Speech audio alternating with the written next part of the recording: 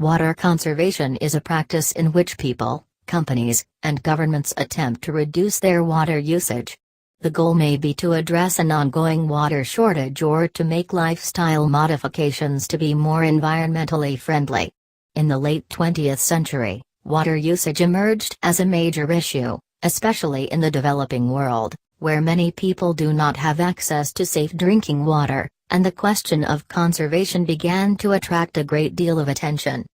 One of the most obvious reasons to practice water conservation is in a situation where water supplies are limited. An ongoing drought can restrict the supply, as can a change in water policy, especially in an area where people are dependent on water from other places.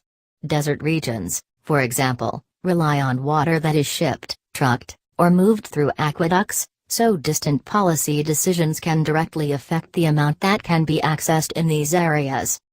Conservation may also be practiced in response to rising water prices.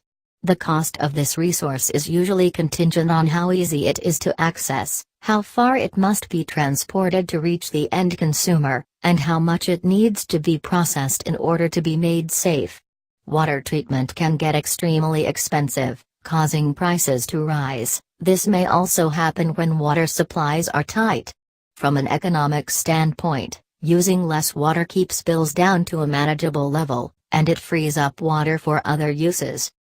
Some people encourage the practice of water conservation because they would like to promote the sustainable use of this resource.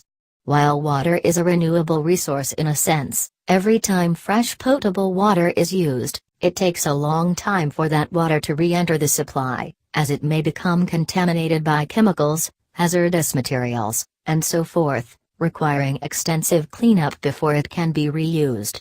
Using potable water for things like gardens, car washing, and industrial production may be frowned upon in some communities where people would prefer to reduce the overall amount of water they use so that clean water will be available to future generations and other regions of the world.